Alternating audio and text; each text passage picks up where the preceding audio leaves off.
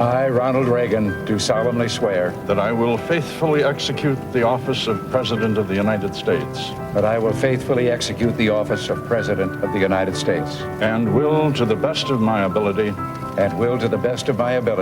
preserve, protect, and defend the Constitution of the United States. The Constitution of the United States. So help you God. So help me God. May I congratulate you, sir.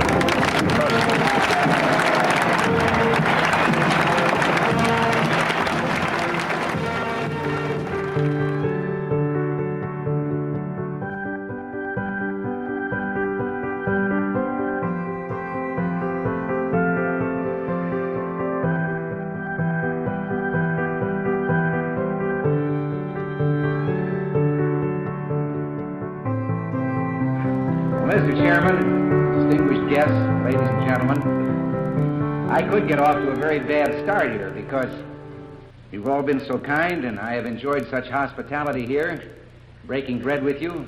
I was even allowed a second glass of water. I do think, however, you went a little too far in welcoming me by starting an anti-smog campaign. I don't need that to feel at home over here. You know, with all of the people here who are so much better qualified to speak on any serious subject than I am, it becomes imperative to me, doubly important, that I should find exactly the right words to say. This perhaps wouldn't be as important to other people as it would to an actor. I keep thinking of a young fellow in our business who aspired to an operatic career. He studied several years in Milan, Italy, and then was awarded that highest recognition or honor that could come to any opera singer. He was invited to sing at La Scala, a very spiritual fountainhead of opera. They were singing Pagliacci, and when he finished singing the beautiful aria Vesti la Giubba, the applause from the balconies and the galleries and the orchestra seats were so thunderous and so sustained that the opera couldn't continue until he stepped back center stage and repeated the aria as an encore. And again the same sustained thunderous applause, and again he sang Vesti la Giubba. This went on until finally he motioned for quiet, and he tried to tell them how full his heart was. He said, "I have sung Vesti la Giubba now 9 times. My voice is gone. I cannot do it again." And a voice from the balcony says, "You'll do it till you get it right."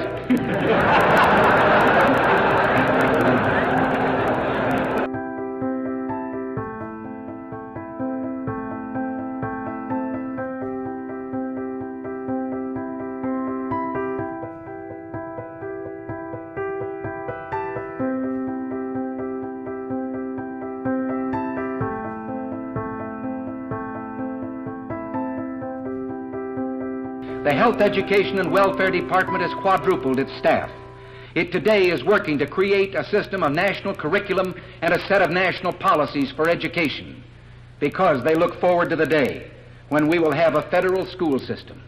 In short, the proponents of this measure believe that the only way we can properly educate our young is to take the control of teachers and subjects and curriculum out of the hands of the parents and put it in the hands of a bureau in Washington, D.C.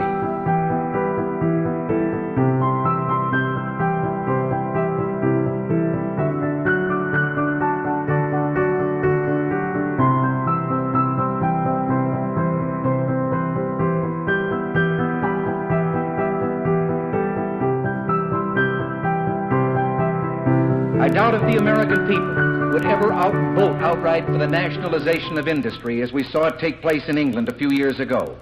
But in spite of this, we find that the federal government owns and operates more than 19,000 businesses covering 47 different lines of activity.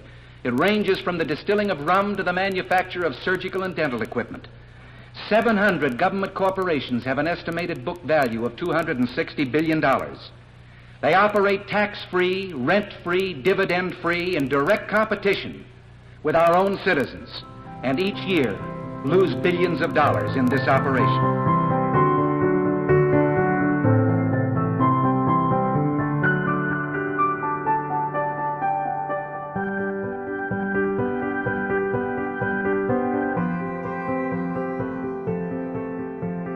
First of all, we can inform ourselves on every piece of legislation that is presented to Congress. We can ask ourselves, does it fit the theory of the Founding Fathers that government should only do those things the people can't do for themselves? Then we should write. We should look beyond this at not just what is the piece of legislation, what is the aim of the people backing it. Write to our congressmen. Tell them where we stand. Tell them of our opposition to federal aid to education, to a federal medical program leading to socialized medicine. You may think that it is silly to write to a congressman, that it's sort of like fan mail. Believe me, 50 letters from a group of this kind means 50 times as much as a single resolution passed by an organization or a petition. 40,000 letters in Congress is considered evidence of a trend in public thinking. That's why the Communist Party boasts they can put 50,000 letters in Washington in any 72-hour period on any issue they choose. And don't forget now and then to sit down and just write a letter to your congressman to pat him on the back if there on the firing line he has been fighting the cause that you believe in. But none of these extensions of socialism could be effected without money. The fodder upon which our government is fed and grown beyond the consent of the governed is the tax system, which has only one real consistency, and that is that any levy once imposed is never removed.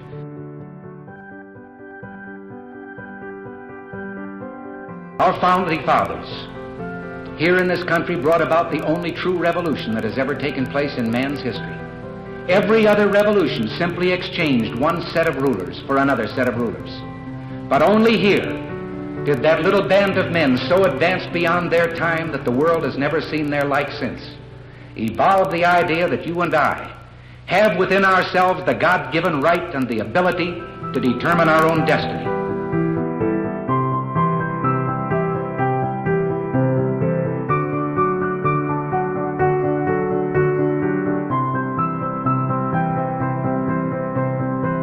But freedom is never more than one generation away from extinction. We didn't pass it on to our children in the bloodstream. The only way they can inherit the freedom we have known is if we fight for it, protect it, defend it, and then hand it to them with the well-taught lessons of how they in their lifetime must do the same. And if you and I don't do this, then you and I may well spend our sunset years telling our children and our children's children what it once was like in America when men were free.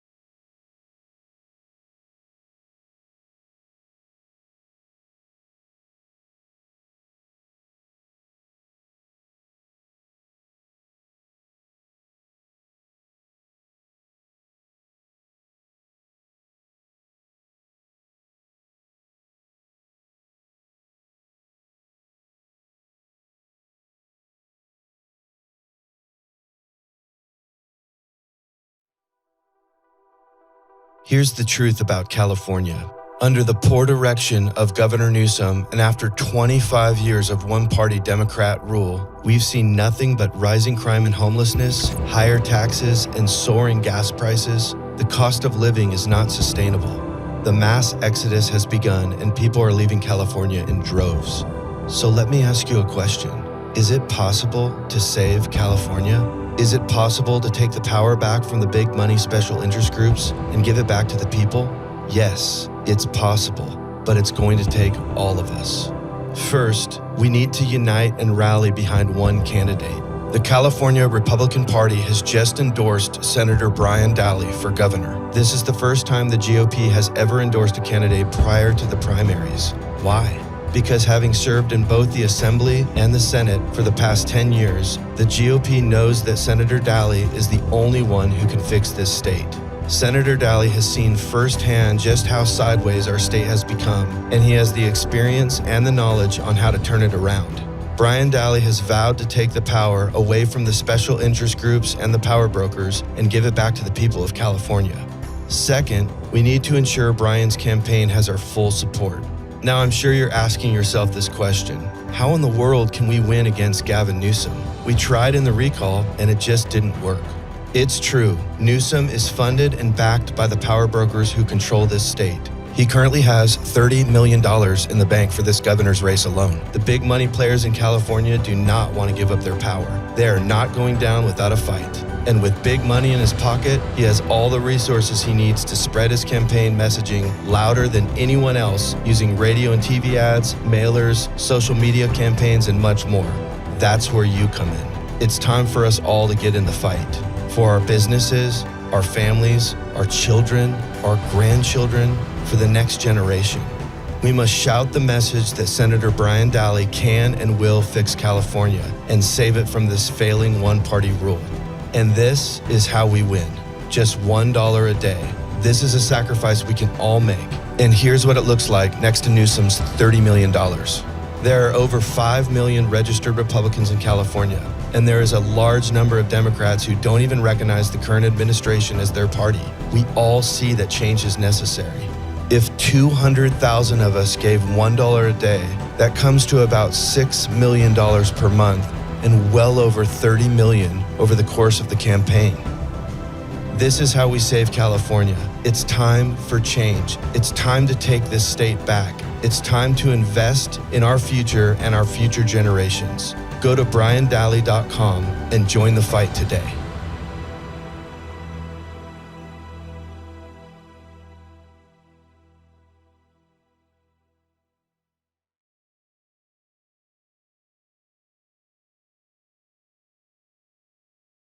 Thank you, Mr. Chairman. First, Mr. Moore, you keep bashing California's socialist economy, but I need to remind you that despite its problems, California is still one of the best places in the country to build a successful small business.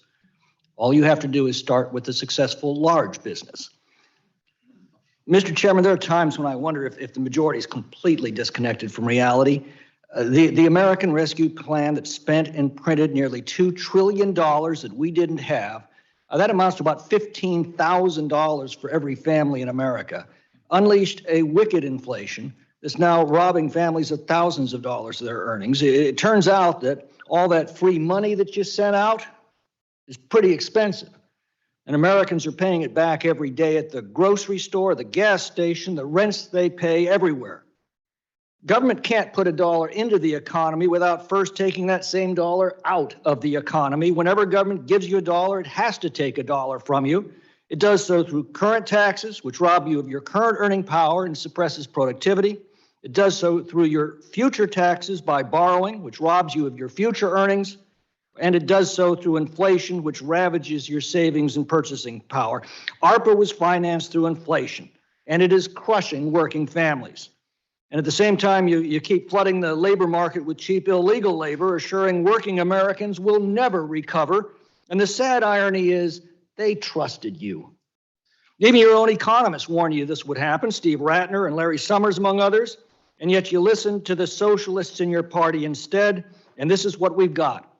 Before you passed ARPA, the CBO projected 2% inflation for 2022. We're now at 8.6% and accelerating. It projected 0 interest rate increases until 2024. We've had 1.25 so far, as much as 2 when the dust settles at the Fed, and mortgage rates have doubled. CBO projected 4.6% economic growth for 2021, 3% for 2022. Instead, we've had a 1.5% economic shrinkage in the first quarter. And you have the gall to tell us that ARPA is doing great things for the economy and everybody's wonderful. Are you out of your minds? I keep trying to warn you, you cannot spin the economy. Everybody knows precisely how they're doing. And when you try to tell them otherwise, you sound foolish. And when you keep trying, you sound delusional.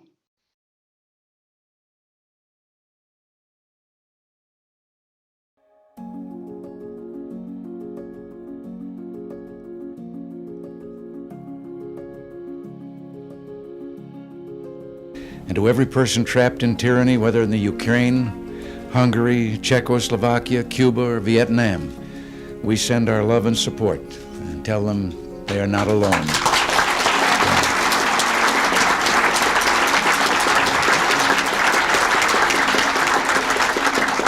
Our message must be, your struggle is our struggle, your dream is our dream, and someday you too will be free.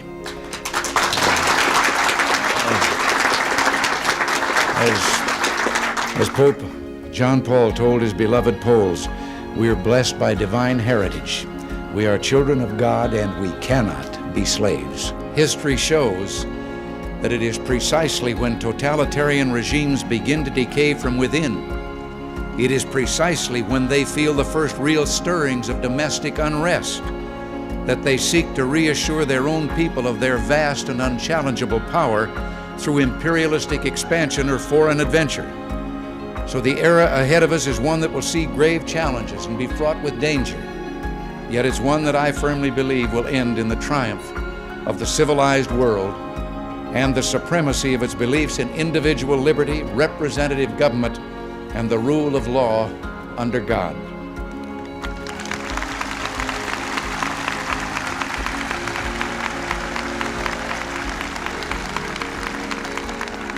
That's why we must now summon all the nations of the world to a crusade for freedom and a global campaign for the rights of the individual. I look at you and I know I'm looking at people who have seen and suffered the full gamut of totalitarian terror. Some of you lost friends and loved ones in your struggles, and some of you risked your lives and all your earthly belongings, and you will bear scars for the rest of your life. You are men and women of courage, heroes who have devoted a lifetime to struggle for God's greatest gift, for freedom. And for that, I can only say I'm honored to be here with you today, and I'll be proud to stand by you always.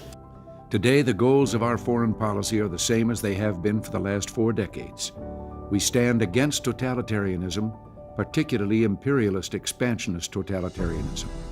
We are for democracy and human rights, and we are for a worldwide prosperity that only free economies can give, and the pursuit of human happiness that only political freedom allows. Tyrants tyrannize because that's what they do for a living. But the ungodly force called tyranny still cannot rid the human soul of its freedom, no matter how hard it may try. Tyrants can deny the benefits, I should say, of freedom to their peoples, can kill freedom by killing free people. But freedom itself they cannot have. For one thing, people like you won't allow it, nor will that higher being allow it. Our greatest freedom, the freedom to choose right from wrong, cannot be willed away by the tyrants. For God has given all humankind the gift of knowing right from wrong and the responsibility to choose between them. This, my friends, is the essence of freedom, that we follow the biblical admonition, I have set before you life and death, therefore choose life. That tyranny is a parasite that saps the strength of a nation in its sway, that like those who lived under Macbeth's tyranny, the tyrannized millions will ever cry out. Our country sinks beneath the yoke, it weeps, it bleeds, and each new day a gash is added to her wounds. Tyranny fails, freedom works. These facts, so little accepted only a decade ago, are now indisputable. To all those trapped in tyranny, wherever they may be, let us speak with one voice, not as Republicans or Democrats, but as Americans, saying, you are not alone. Your dreams are not in vain. Hold on to your dreams, because the tide of the future is a freedom tide, and totalitarianism cannot hold it back.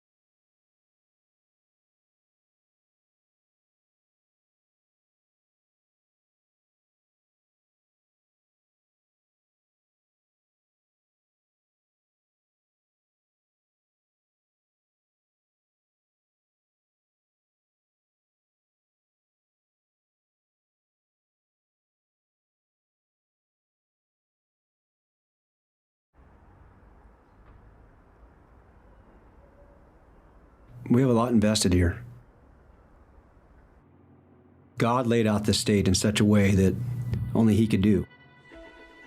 We just happen to have some people that don't understand how to manage it. I want it to be about the people. That's why I'm running. It's our guest Brian Daly, representing beautiful areas of our great state in Northern California. I've been in Sacramento for 10 years, working with people who don't know how to run a business. They've been telling, oh, we're helping the poor person. And it's like, oh, it's the inner city kid, or it's the person of color. Doesn't matter what color you are, what nationality you are, they're lying to you. Give them back their money. I don't want to leave California. I want Roslyn and Chase and Reagan to have the same opportunity that my dad and I've had. I want people that love California to live that California dream that my grandfather saw when he came here. I was standing in church, and he came up to me and he said, I need to tell you something. He sits down and he's like, I think I'm gonna run for governor. I said, all right, let's do it. I'm not gonna back down because somebody tells me I can't do it, because you never know. People told me I couldn't do stuff all my life, and I've been doing it. And I think maybe just being a farmer, it's like, I can tell you if I don't plant, I know I'm not gonna harvest, but I gotta at least plant. No matter if you win or lose, at least get in the fight. Newsom's sitting on $60 million right now, and if he has a true opponent, the money will pour in like it has never poured in before. Other people are always telling you what's right and what's wrong and what you're doing wrong and what you should believe and what you shouldn't. Like, all those things is hard. And like, being in this situation will be even on a bigger scale than we've ever seen before. I think it's worth it. Roz, you're amazing. You can't sit on the sidelines and expect this one-party system to work. It's not working, it's broken. What future does your children have? That's what I ask people. What do you want for your kids? Do you want what they're getting? I want a future for them.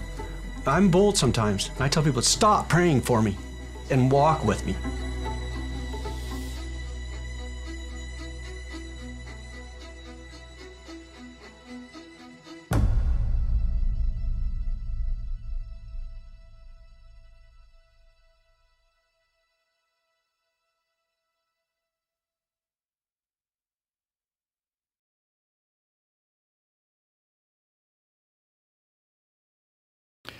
Madam Speaker, the mass shootings across our country cry out for solutions that work. And the good news is we know what works, and we also know what doesn't work. You know, we've been passing gun control laws for more than 50 years. The number of American households with firearms has dropped significantly in those years. So let me ask, are things getting better or worse? We know this from decades of experience. Gun control laws are extremely effective at disarming law-abiding citizens. They are completely ineffective at disarming criminals and madmen and terrorists. They create a world where law-abiding citizens are defenseless and the gunman is king. You know, the day after the Uvalde massacre, a criminal with an AR-15 style rifle shot into a crowd that was gathered for a graduation party in Charleston, West Virginia. A woman with a concealed weapon shot him dead on the spot. Nobody else was hurt. Had that occurred on a school property or other so-called gun-free zone, the death toll could easily have been counted by the dozens. The left scoffs at the notion that only a good guy with a gun can stop a bad guy with a gun. Well, do they know of any other way?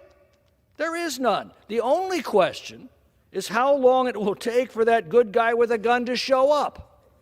It's often been said that the police can be there in minutes, when seconds count. And what we found time and again is that even when the police get there, they don't always act. Those who are directly threatened by a gunman are those who are in the best position to stop such an attack because they're there on the spot and their lives depend on it, and yet the left won't let them. You know, we think nothing of seeing an armed guard at a bank or a shopping mall. They're there to protect our money and our merchandise by killing bad guys with guns. Yet the left goes berserk when anyone suggests that we do the same thing to protect our children. What makes the left believe gun laws will be any more effective at keeping guns out of the hands of criminals than our drug laws have been at keeping drugs out of the hands of addicts? The difference is that drug laws don't disarm law-abiding citizens from defending themselves and their children and their fellow citizens. Gun laws do. The president tells us that hardening our schools isn't the answer. Well, if he actually meant that, he ought to dismiss the Secret Service and open the front door of the White House and be sure to declare it a gun-free zone. Of course, hardening vulnerable venues like schools works. There is a reason why 98% of mass shootings occur in so-called gun-free zones. There's nobody there to shoot back, and the criminals know that. The Buffalo shooter noted precisely that in his manifesto. The good news is we know what works. Prosecuting gun criminals and putting them in prison until they're old and gray works. Yet woke district attorneys across the country refuse to do so. Executing murderers works. Yet the left has largely succeeded in all but abolishing the death penalty. And protecting the right of responsible citizens to return fireworks. It stops an estimated 500,000 to 2 million crimes in this country every year. The father of modern policing, Sir Robert Peel, often observed that the police are simply an extension of the community, that in reality the community is the police and the police are the community. Every citizen, he said, has a right and duty to defend themselves and to uphold the law. The police are there not to replace private citizens, but to support them. So let me ask, is the surest path out of this violent chapter of our history the quixotic quest to get 400 million guns off the streets, or is it to get the criminals who use them off the streets? That's what we once did before social justice replaced criminal justice. We prosecuted gun criminals to the fullest measure of the law. We executed murderers. We identified the dangerously mentally ill and confined them so we could treat them. These measures worked until the left seized control of our cities and reversed them. I think it's long past time to take those streets back, get the criminals and dangerously mentally ill off of them, and protect our children with the same resolve and force as we use to protect our money. I yield back.